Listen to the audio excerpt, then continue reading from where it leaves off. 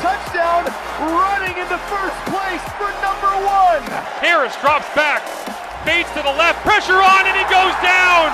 Ja'Garrett Davis gets home, and the all-black sideline explodes here in Hamilton. Caught at the 5. It went through Marcus Dale's hands, and Kyron Moore, the presence of mind to catch it and step out of bounds at the 5 with 20 seconds to go. Pressure loads it up, goes down the field, taking a shot into the end zone. He caught it. Touchdown, Tiger Town. Brandon Banks. How did he do it? Yes, we've only heard that 2 times in 2021 as it stands right now. Welcome to the breakdown, everybody. It is Derek Taylor alongside myself, Marshall Ferguson, as we welcome you into the CFL playoff edition of All Things Breakdown here on Canadian Football Perspective. As always, we want to say thank you to our good friends and our partners and our sponsors, really just our love children at Fox 40. We appreciate them very much. Are you geared up for game day? Head over to fox40shop.com for Fox 40 gear, whistles, and coaching boards, and use the promo code CFP15 at checkout for 15% off of your order. And we would like to say a big thank you to Sawdust City for helping us out throughout the entirety of the year. Go to their website, sawdustcitybeer.com, shop a wide variety of brews, and learn more. And of course, get the promo code CFL to get free shipping on your order over $100. And big drum roll on this one, DT. And I haven't even told you this yet because I don't even know if you can come, but I just forgot until right now. We have a Grey Cup event. We are doing. Oh my gosh! What? Which is going to be great. Yeah, CFP is going to partner up. I'm going to put them on Front Street here and pressure them into joining us and hanging out with us and having a good time with Winnipeg Sports Talk Daily, with Hustler and the boys over there. We're planning to all get together. Now, we originally said, well, we want to do it at a bar in downtown Hamilton, or we want to do it at a brew house or a pub or something. And Sam Corbet, the brewmaster at Sawdust City, said, well, I've got a couple of friends at Merit Brewing. I'm like, perfect, because Merit Brewing is right in the heart of downtown Hamilton, so it should be near any of the events that are happening. And they said, well, Friday we have a pretty consistent crowd. Saturday, same thing. And I was thinking they were going to say, hey, can we push you guys to Thursday? And I'm like, I don't know if people are going to be in town yet. The fans for the Grey Cup on Sunday night on a Thursday, like the hardcores come in early, but I didn't know if we could really do it. And so I was like, I don't know how this is going to go.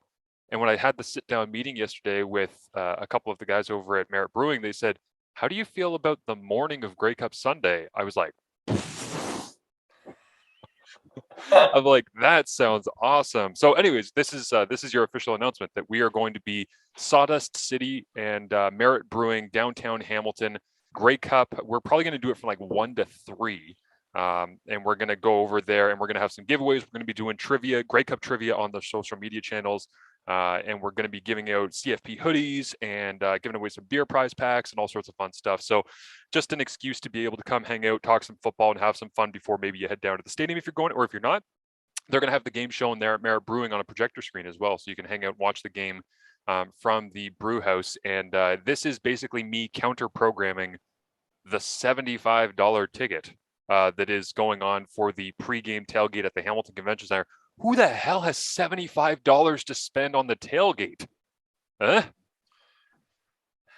Well, if you've spent nothing during the pandemic, the 20 months of hell that we've been through, then I guess. Yeah, but yeah, wow, that is. So there better be a lot of roast beef there. Ooh, we have no cover. Bones. We're not charging a single penny for you. We want you to come and spend your money on beer and on and raffle tickets or anything else that we do at this event. So we're ironing out the details, but we have confirmed we're going to do 1 to 3 p.m. on Grey Cup Sunday at Merit Brewing, downtown Hamilton. So we're looking forward to having people for that. And of course, Sawdust City and Merit Brewing are actually on the day that we're recording this here on Friday, November 26th.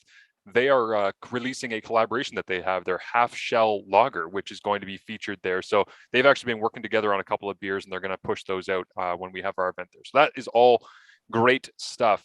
For today, we are actually splitting these into 2 podcasts because we want to give each of them their own love with the 2 playoff games coming up this week. This one is on the East. This is on the Eastern Semifinal between the Hamilton Tiger Cats and the Montreal Alouettes. Big picture, DT. We find out what the matchup's going to be. We find out where it is. What was one of your first thoughts that you had when you looked at the matchup and just before you really started digging in and going, okay, how is this game going to play out? What did you think?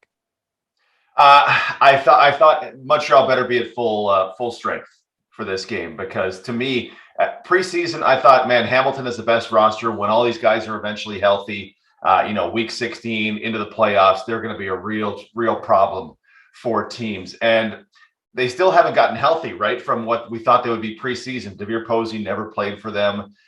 Addison in, out, maybe in again this week, slight chance, but more likely in future weeks if they continue. And then Montreal comes into this week potentially without Geno Lewis, who did his groin in practice on Wednesday. That's going to be a real problem for them because Hamilton on defense is fantastic, from their coverage to their linebackers that tackle everything in sight to their front, which, while it's not as good as it was in 19, can absolutely destroy teams.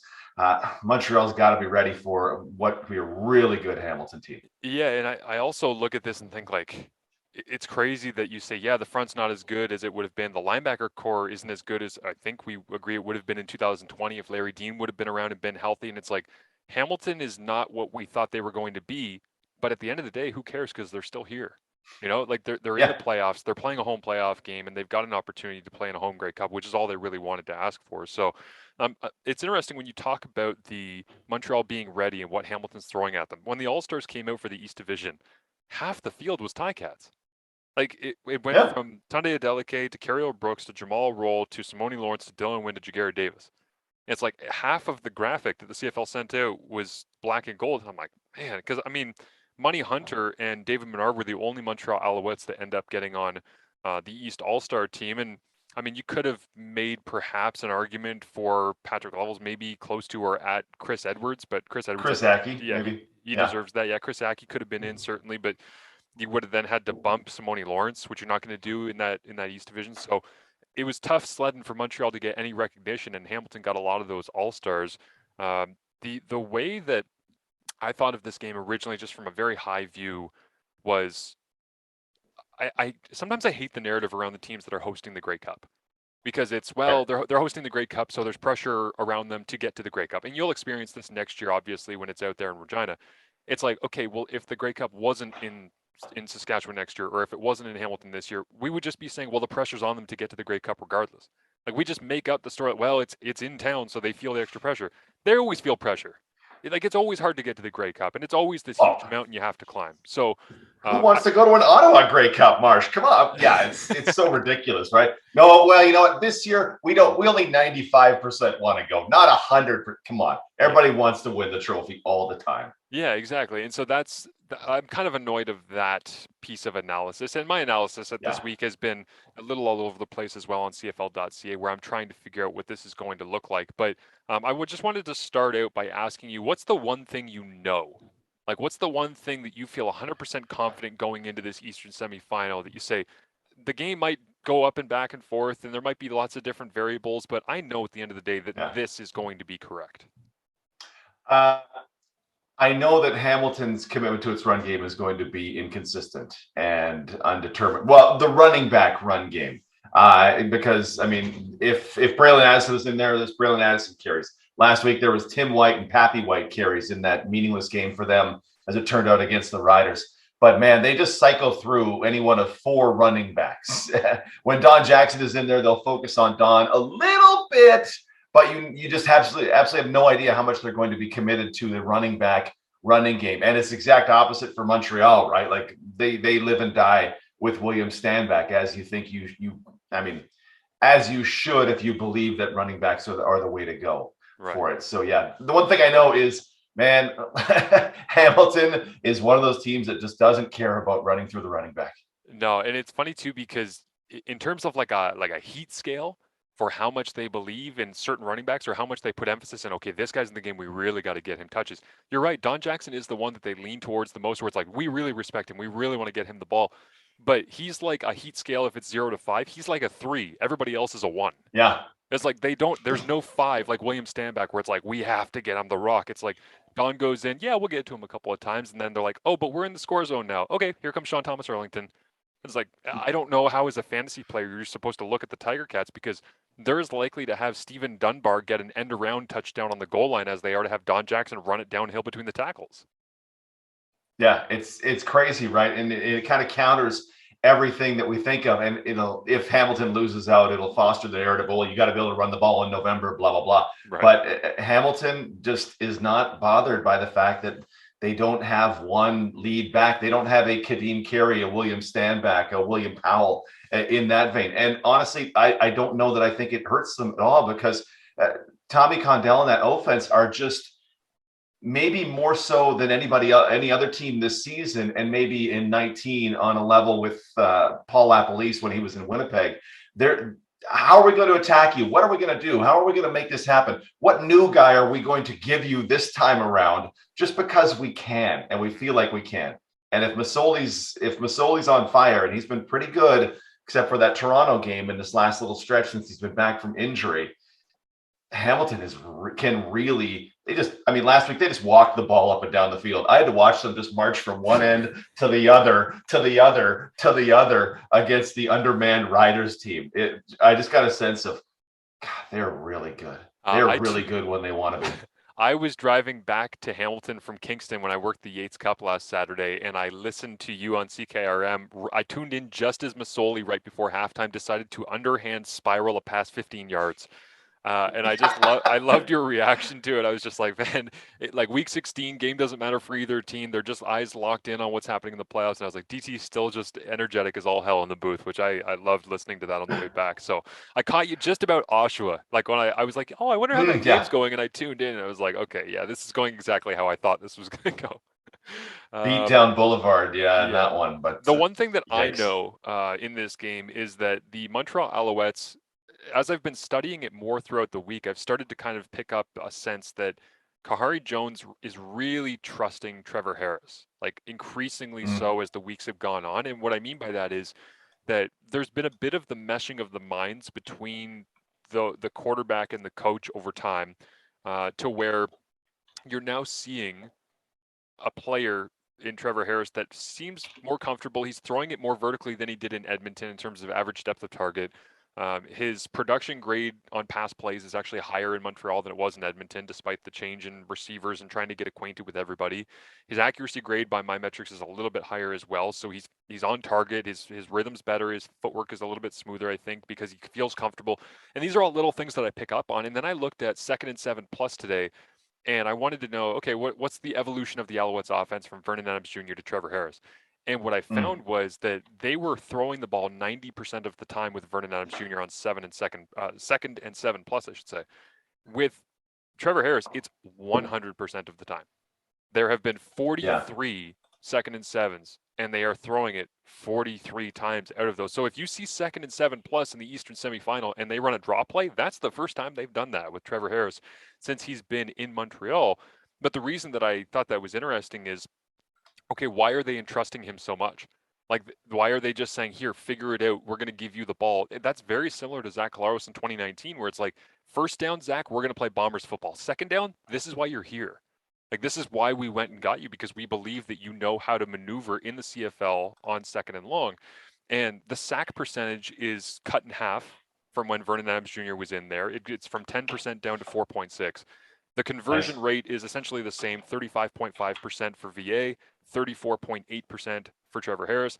And then in terms of touchdowns, based on number of attempts and number of called passing plays on 2nd and 7, Trevor is throwing a touchdown on 9.3% of his 2nd and 7+, whereas Vernon was throwing it on 3.3. Now, again, he's had less reps. It's a smaller number to be able to get a sense for what his real true ability is in this offense. But when I read into those things of high touchdown percentage on those plays with that down and distance, high pass play call percentage, it's like, no, Kahari trusts him. Like, he's really trusting in him, and especially in that quarterback specific down and distance, he's saying, go get it. This is why we brought you here. So I feel like I'm not saying they're going to live and die by Trevor Harris's arm.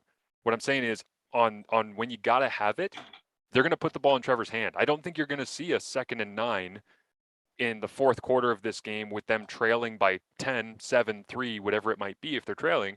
And they're going to go, well, let's see if we can get stand back on an outside zone. It's like, no, they're going to give it to Trevor really consistently, which is not groundbreaking because all CFL teams do that, but I think they're going to do it above an average rate.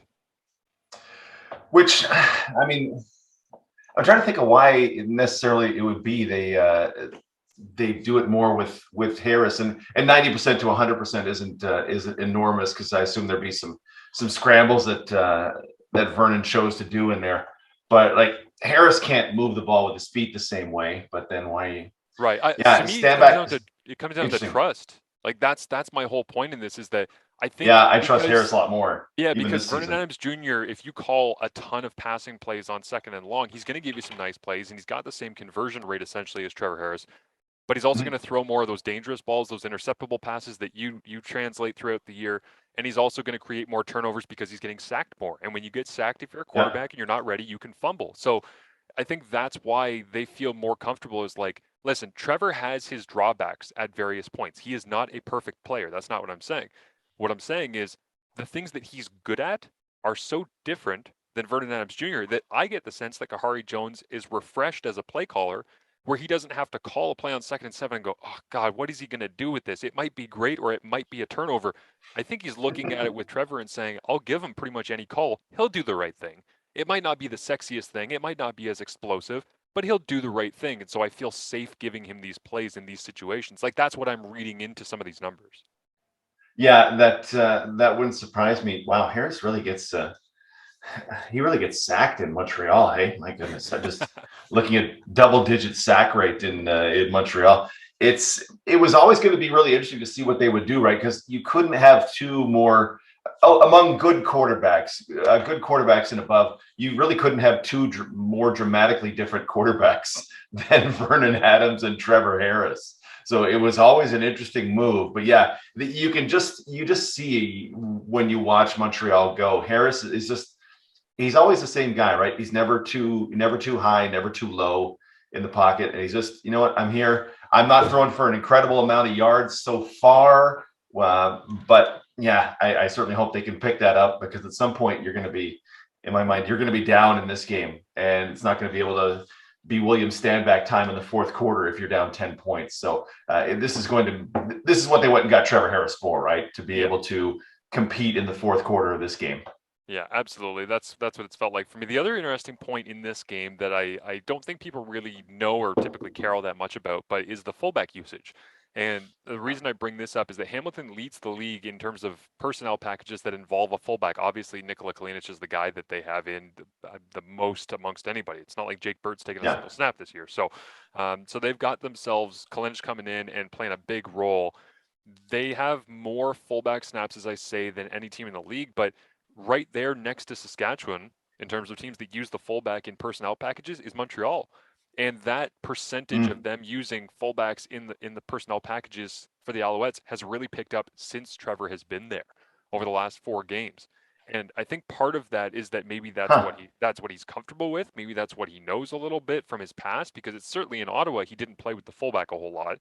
But when he was in Edmonton, I mean, they dabbled with it. They had a relatively deep roster of fullbacks, but it wasn't like they were getting a lot of targets in that stuff. But you think about, we've made fun various points this season at James Tuck, the fullback for Edmonton, getting the pass attempt to him on the last play of the game week 1 in their loss to Ottawa. He's had a couple of targets here and there, and now Spencer Moore is a more athletic, bigger body version of James Tuck. And so they've been using him a lot more in their lineup, and it's to the point where you almost expect to see 4 receivers, 1 running back, and 1 fullback in the game, whether it be Christophe Normand or Spencer Moore. And they're finding different ways to run the football later in the season with Standback in, but they're also throwing from these fullback formations as well at a higher rate than a lot of other teams are. So Hamilton and Montreal being 2 of the top 3 teams in fullback usage, I think is of note, because that is not going to determine the game, but it's certainly going to be something worth watching and noticing during is, okay, when they're in these fullback formations, when they're not in 5 receivers, 1 running back, what are they trying to accomplish? Is this a run-heavy formation for the Alouettes where they're going to come in and try to bludgeon you to death with a fullback, or are they going to use this as some eye candy and actually just take shots to Jake Winicki and, if he's healthy, Geno Lewis?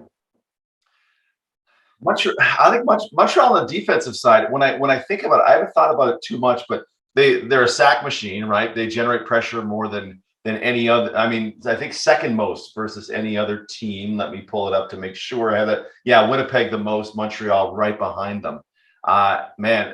Money Hunter is just killing people. Chris Aki, we've already talked about. Nick Usher, though I don't think people think he's been unbelievable, has generated the 6th most quarterback pressure in the league. David Menard is up for most outstanding Canadian. He's a rotation player. Jamal Davis is like someone described him to me as like a Willie Jefferson-ish in that Willie line. Like, here's Willie, here's Boom Guacham and Jamal Davis. You know, man, Hamilton's gonna have to figure some stuff out here. They're gonna have to get their own Kalinic or was it Garand Gauthier in there to help keep Jeremiah clean in this one, because Masoli can do stuff under pressure, but that's where he also can make some mistakes that he hasn't been making these last 6 weeks or so. I wonder if this is a low scoring game, Montreal wins in my mind, just for all these reasons that we're talking about. They can generate enough offense, and their defense is really nice. This, man, I'm just going to go to my sports book and start hitting the under in this one as I think about it more and more, Marsh, because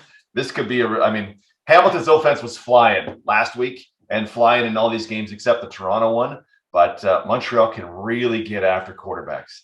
I have a feeling like I got to shoot a video for CFL.ca today that's keys to the game. And the more that we talk about it and think about it, doesn't it feel like Montreal just wants to make this an ugly, ugly game? Like, absolutely. Like they want to get after you with that defensive front that you just mentioned. And they want to be talking a whole lot of smack on the back end, and they want to frustrate the receivers, and they want to try to get in Masoli's head. And if Masoli throws him one early, the momentum and the ego of that Montreal defense is just going to take flight. And then at that point, it's like, okay, it's not even necessarily a momentum thing. It's a style of game, and it's a feel of the game that I get a sense that Hamilton wants to go out and act like it's the 2018 East Semifinal where they're playing against the BC Lions and they're throwing it up and down the field and they're controlling the tempo, and Travis Lulay can't be protected because they got a first-year undrafted center in there and Andrew Pearson who's just getting dominated by Ted Laurent. Like, that game felt like Hamilton had controlled the entire time. And I'm getting the sense that Hamilton has goals of being able to say Tim White over here, and then Dunbar on a dig route, and then Speedy down the sideline. Oh, look, Addison's in the game. We popped him a handoff, or we got Don Jackson out on a screen and we burst that one. And like, that's what they want to do. But if Montreal's defense can play a key role in slowing them down and frustrating them, and the offense controls the time of possession with Stanback, and Harris is being really efficient in the passing attack on throws under 15 yards down the field, that's what Montreal wants to do. Like, I think they want to make it slow and grimy and painful and make Hamilton earn it. And that's the danger, I think, for the Ticats in this one. Well, and even more so in my mind if Geno Lewis can't play, right? Like, that's their best receiver. Jake Winicki has the most touchdowns, but Geno's so fantastic. Yeah. And all love to Dante Absher, who else they'll throw in at boundary wide receiver. But Geno Lewis is really the straw in that team. So yeah, I'm with you, and that's got to be the way. And then you still have the presence of Jake Winicki. You hit him on a corner route for 45 yards, right? Like, that still will exist, even if you are doing all these other things. They started off with one of the deepest receiving corps in the Canadian Football League going into 2021, and it hasn't been a banner season for BJ Cunningham. And again, the groin injury for Geno, but there's still weapons that they can play with in Winicki, who had 11 touchdowns in a 14-game season. Yeah, and also come on, that's crazy. You factor in, DT, that you've got 9 touchdowns for Geno Lewis. That's 20 touchdowns between two players in a 14-game season. Bonkers. Like, they're averaging like 1.3, 1.4 touchdowns per game between the two of them over a 14-game season. My concern, I think, and this is why I almost wonder if Geno's not 100% if they still play him, is that if Geno Lewis is on the field into the boundary, I think you are more hesitant to send pressure and leave everybody in man coverage because he can make a grab and run away from you. But really, right. What I think this speaks to is all of a sudden the free safety doesn't have to roll over the top if you don't feel like he's a real threat. And Absher's got some wheels. I mean, he's a return guy. He can speed down the sideline. But I feel like if Geno's not in the game, you shade less of your coverage that direction. That gives Tunde Adeleke, the East All-Star free safety, the ability to stand in the middle of the field and feel like he can roam and he can make decisions and he can take chances. And all of a sudden he starts driving on Quan Bray dig routes or on Jake Winicki corner routes. He's running the route for him. Or I just feel like it has this kind of like, string tied around a bunch of different bobby pins that are put into the wall where it's like, well, you take out one of those pins and all of a sudden you pull the string and it's a lot easier to get it to go around. And I wonder whether or not it'll have that impact. And it also, like, Tunde Adeleke is not the biggest body. He's not going to be super involved in the running game. But if they need an extra body at the point of attack and Geno Lewis isn't in the game and they're trying to run it and control it, make it grimy and slow down the game like we're talking about with William Stanback, what's to say Hamilton doesn't come in with a defensive sub package that's like a 4 linebacker look? Like where they start playing like a hybrid free safety linebacker that's at that kind of lingering in that rover position that can come downhill because they just don't respect anybody who's on the outside. Now, I don't think they'll start the game that way, but that's something I'm going to have my eye on pretty closely in this game, which, by the way, I was offered a seat in the press box, and I said no because I hate press boxes. And so I mean, they're just a bunch of people. The one in Hamilton is nice, though. The one in Hamilton is nice. I agree, but it's not the aesthetics that I'm talking about. It's the vibe. It's just like people there to do a job, to work. I'm like, I learn the most when I'm watching a game from the stands. Like, that's just how I've always been. So I'm doing the game for CFL.ca for analysis. I'm not calling the game. And I got asked, do you want to be in the press box? I'm like, I'll be in the stands. Call me if you need me. I'm just going to be taking notes somewhere randomly in the upper deck of Tim Hortons Field on Sunday afternoon, which will be great. But I bring that up because I want to watch from up high and see, where's Tunde going? Where is he shading? What does he care about? And how much is he plussing into the run game if Geno, for some reason, is not in or he's not 100%? Yeah, I'm just going through Hamilton's depth chart, and hopefully I won't sneeze here, but there is potential for it to happen.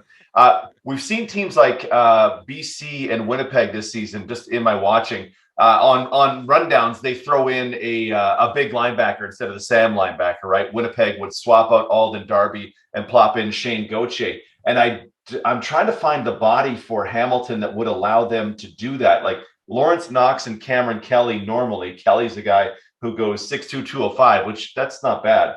But they don't really. Nick Cross is a smaller guy. Yeah, Tyrese Beverette, 6 foot 203. Is it Curtis Newton? Yeah. Would Curtis Newton be the guy that you put in that scenario? Because that's something. As much as this is a almost 70% passing league, if you can manipulate your Sam, if you can stem the potential disadvantage of having a cover linebacker, and please, in 2022, let's the whole league stop calling it the Sam linebacker, because Patrick Levels is like 5'9", 185, 195, whatever. He's a defensive back. They work with defensive backs in practice, the dime back, and you can make that a linebacker in this game. I wonder if that's going to be the way. That's one thing, honestly, I'll watch for as much as I can watch this game in advance of my game. Because something's got to slow down Stanback, because if he's getting 2.5 and 3 yards before contact, he's just going to steamroll some poor defensive backs. Hey, you're an all-star? Cool. Here's the bottom of my shoe as I leave you behind. It's so true. By the way, Patrick Levels in his own mind is 6'5", 240. So, don't. Oh, absolutely. But I would also, just in terms of spitball and interesting concepts that might make sense against Stanback. And again, this is all the evolution of if Geno Lewis is not in or whatever. I wonder whether or not Hamilton would say, you know what, Tunde Adeleke is a pretty good coverage guy. He can be down and play that Sam linebacker spot. Cameron Kelly was a free safety by trade, but he's been playing Sam. I wonder whether or not you would almost flip them, but not for the purpose of having Cameron Kelly just play free safety, having him be the hybrid that's low, and he's the one who's basically seeing through the traffic because he's trained his eyes over time to do that, previously playing that position in university. I wonder whether or not they'd put him there and say, listen, D-line's going to eat some blocks. Simone and in your middle linebacker in Santos Knox are going to make some plays up front. And Cam, your job is to clean up. And again, it's an evolution. It's an idea that I wonder in game if we'll see some of these things change on the fly based on who's having success. The one thing that I do want to ask you about is, what do you think we get from Brandon Banks in this game?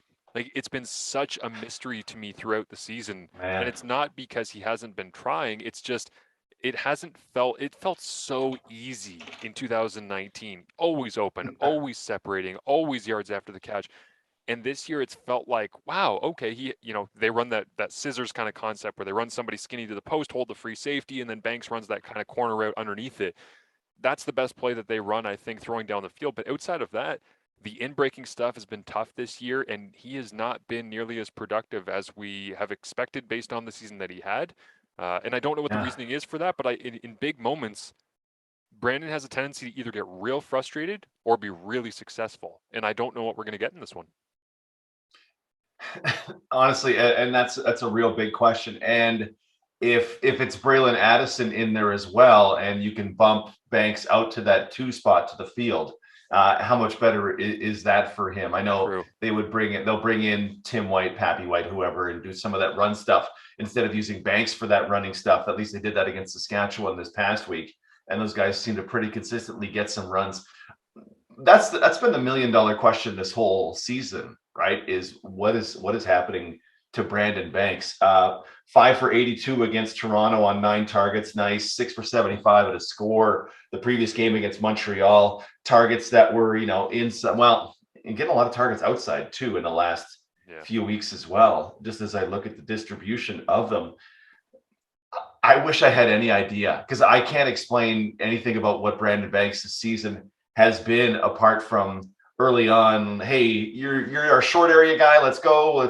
You're 6 yards downfield. You're 4 yards behind the line of scrimmage. Blah blah blah. Instead of being the absolute game breaking, I can't believe a guy this small can win these jump ball situations and tight coverage situations 40 yards downfield so well in 2019.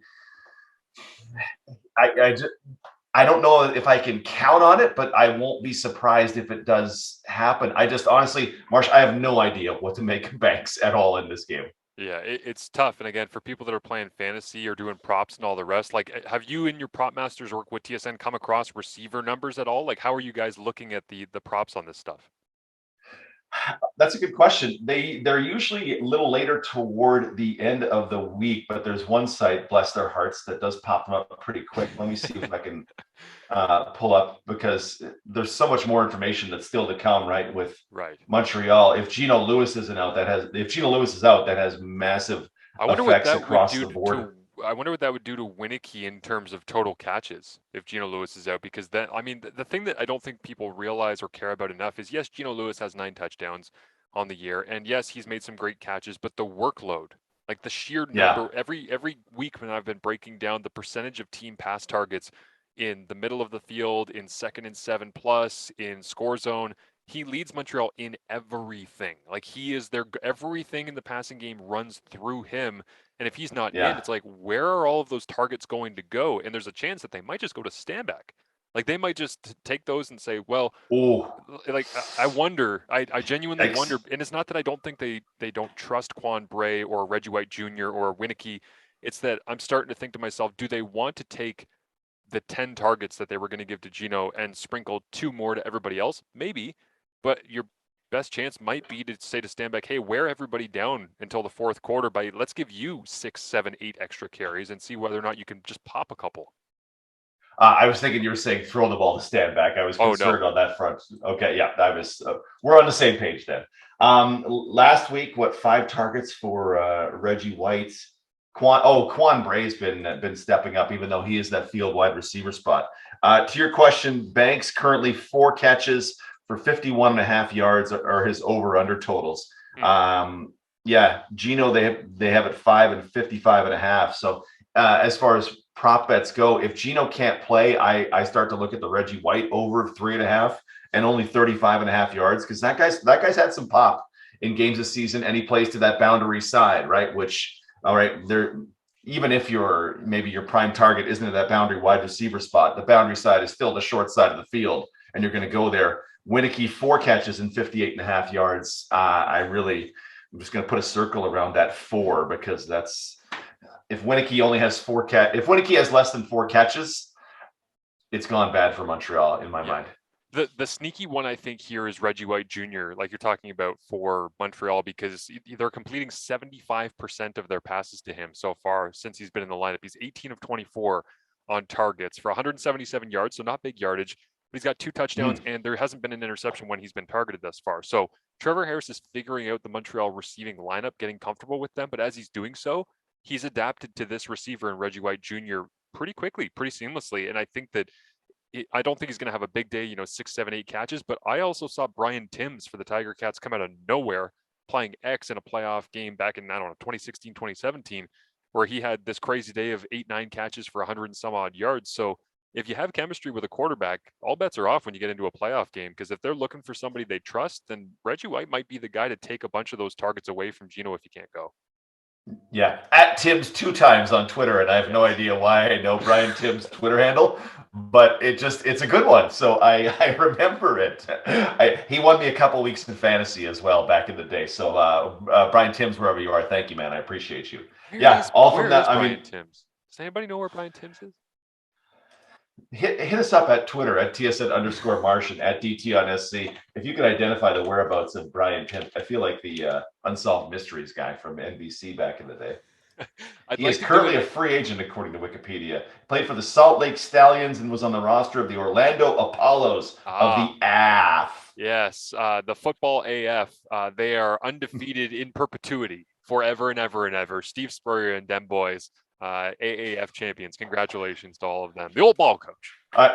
Who's winning the game, Marsh? Who's winning the game? You know what? Let's bring in the prop master side of this and talk about it for me. The current line, as we are recording this, Hamilton -4.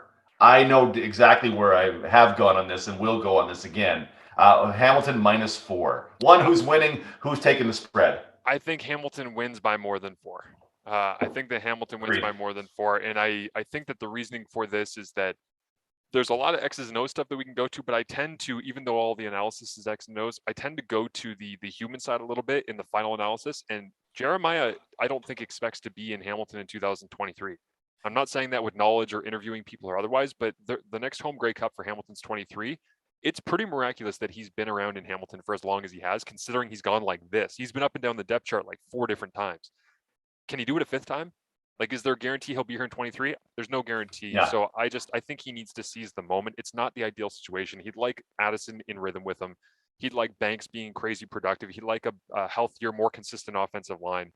But I think their defense will do the job against William Stanback. I think they know they have to. I think Mark Washington will come up with a scheme.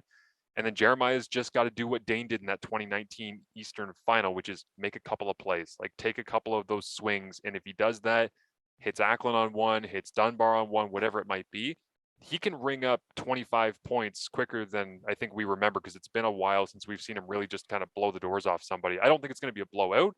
I just think Hamilton wins by somewhere between 4 to 10 points. So I would say that I would take Hamilton on both of those. I would as well. I'm just looking at Masoli's numbers since he returned, and bear with me on the quick math: 61, 85, 111, 151, 173 passes. Yeah. That's only 4 of those have been interceptable by my count since he's returned from injury. Only 2 actual interceptions and a couple others that probably should have been picked.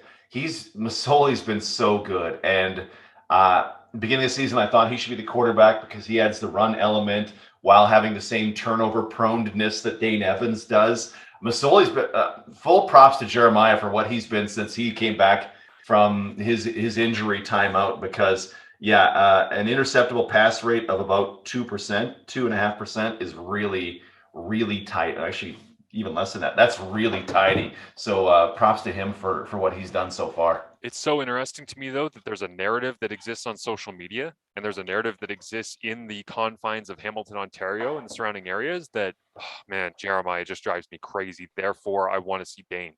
I mean, Dane came in when Jeremiah got his nose dinged in the Ottawa game, and the crowd started cheering. You could hear it. Like, you could hear it in the television booth, the cheers, and Dane is like, hey, shut the hell up. He's injured. Like, stop cheering. I'm coming in to spot duty here. I'm not coming in to take his job. Like, relax. And Dane has a lot of respect for Jeremiah and vice versa. But yeah, it's that narrative is certainly out there. And I mean, when you actually break down and look at where Jeremiah's been the last little while, to your point, he's playing better football. But all it took, DT, and I think this speaks to a larger issue with maybe the way that we view Hamilton football in the town where I live and the way we look at quarterbacks in the CFL. Jeremiah had 3 really great games, albeit against Edmonton, Ottawa, BC, weeks 12, 13, 14. He played really efficiently. They had the running game going. Week 15, it's a big moment. He is incomplete on a bunch of deep passes. And the second he shows any weakness whatsoever, everybody who's anti-Jeremiah in this town goes, see, I was right. It's like, oh, so you're just going to dismiss the previous 3 games because this is the one that you were watching? I think you have to let the guy play through some struggles in this game. I hope that if he does struggle out of the gate, they give him until at least halftime to sort through things, because I just don't think, like, the amount of leash that they give him in this game is an intriguing one to me, because if you pull him, you're not doing the Michael Scott snip, snap, snip, snap, snip, snap. If you pull him, you're going to Dane for the rest, and Dane's your quarterback for the playoffs at that point, unless Dane really falters. And I don't expect that, but I think when you make a decision, it's got to be final for Orlando Steinauer in this spot with him. Yeah, and you can to some degree diminish the Ottawa, Edmonton, BC thing. Those are three teams that didn't make the playoffs. Second game was comeback. He lit up Toronto. Yep. He absolutely lit up Toronto. So that he got beat by Toronto a little later on, it didn't look great. You know what? He did the opposite. So there's a cat who can. And oh, by the way, it was it was in Hamilton, but he did good things against Toronto in that game. 24-33 for 362 and 2 without a pass that should have been intercepted. So. Yes. They need to ride and die with Masoli and get this Dane Evans out of their head until next season. Like Masoli's the guy who's there, barring injury, for the rest of the year, in my mind. Well said, as always. DT will be watching the game from out west, getting set to call the Western Final. I'll be lingering somewhere in the stands, doing God knows what, watching, taking notes, maybe being like Belichick's little people taking video camera in the upper deck, trying to make sure I'm not going to be doing that. I'm just going to be enjoying the game and then breaking it down for you on CFL.ca. That is it for our Eastern Semifinal breakdown here on CFP.